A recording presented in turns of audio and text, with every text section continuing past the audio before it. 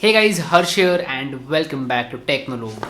We finally have the Moto One Fusion Plus in the studio and I have been waiting for this phone since a very long time. It's a comeback for Motorola in India and I am really excited to try out this product.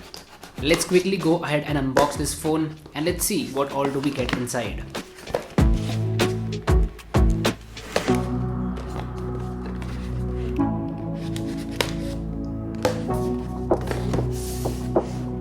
Opening up the box, the first thing inside is the phone itself with a misaligned screen protector.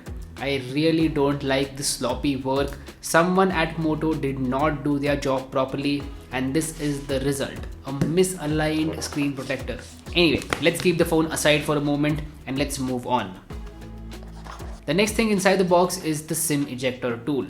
Apart from that, there's some paperwork which is not important at all and we are not going to read it, so let's just keep it aside.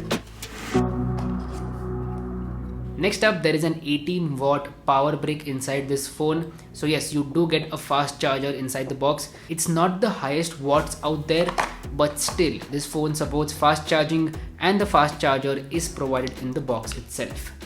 Last but not the least is the USB Type-C cable, which can be used for data transfer and also for charging this phone with the fast charger.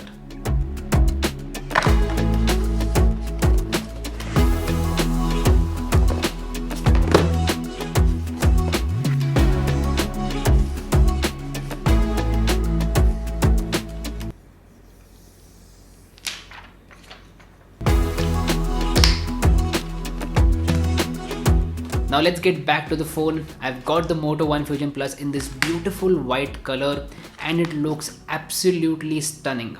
There are two colors available, blue and white, and I would any day go with the white color. It looks really gorgeous and I'm glad that I went for this color.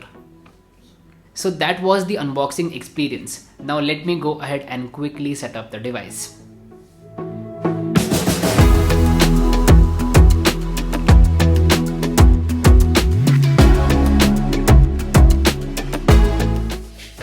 What is up guys, what is up?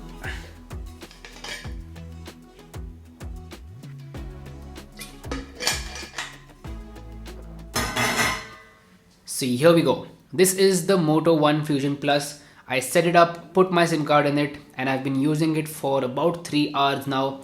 And now I can give you my first impressions about this phone. So right from the moment you pick up the phone, you are going to notice that this is a big phone. It is not a small phone and I am coming from the iPhone SE. So it's a massive upgrade for me in terms of the size of the phone. It's a huge phone. It comes with a 6.5 inches display up front.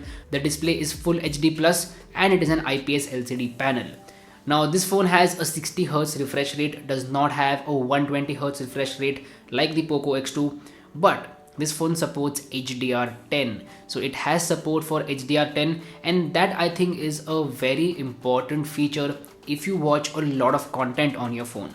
So if you like to watch movies from Netflix, Amazon Prime Video, Hotstar, etc., then having that HDR10 certification is a good thing. Apart from that, the display does not have any notch whatsoever because the front camera is a pop-up camera. So yeah, this phone does come with a pop-up selfie camera and that is a good implementation. I like these full view displays without any interruptions. The same goes for the Redmi K20 Pro. I have been using that phone as my secondary phone for the longest time and the reason why I use it is because of no notch.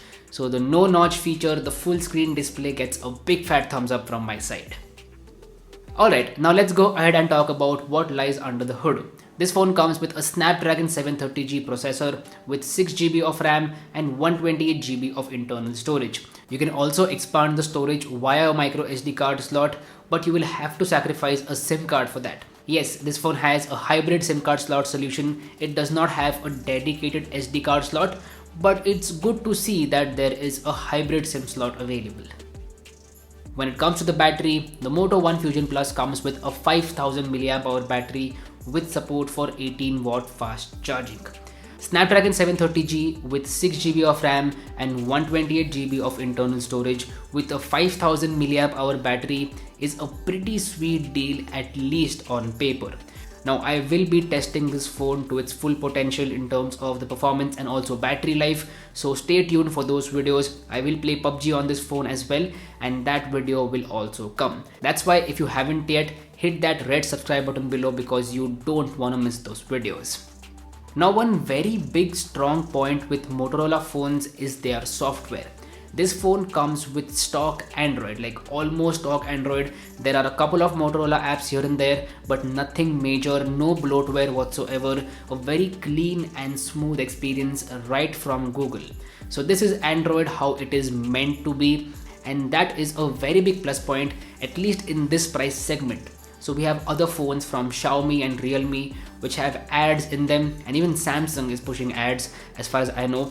That's why having a stock Android-like experience at this price point is an excellent thing, and I am really excited to use a stock Android device at this price point after a very long time. Now when a company makes a budget phone, they have to cut corners, and Motorola has decided to cut corners in the build quality. This phone does not have a glass back panel, it comes with a plastic back panel, and frankly that does not give you the most premium feeling out there. So if you want a phone which feels premium, then look somewhere else. Motorola One Fusion Plus is not gonna give you that premium feeling. The Moto One Fusion Plus also has a rear mounted fingerprint sensor. We haven't seen those in a very long time, and the fingerprint sensor does work really well. It is fast, it is accurate, and the position is very good.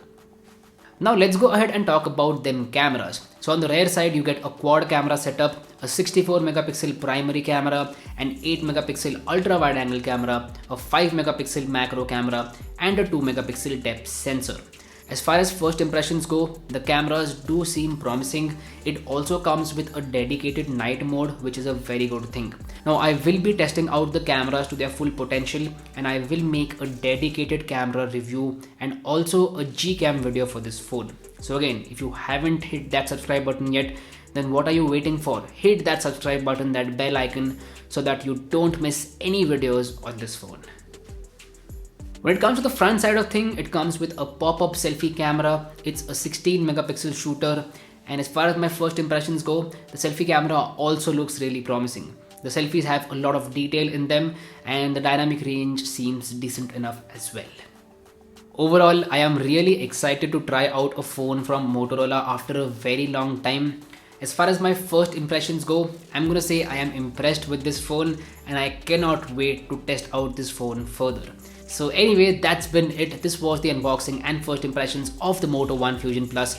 Do let me know how you feel about this video in the comment section down below. And also, if you haven't yet, please subscribe below. It would mean the world to me.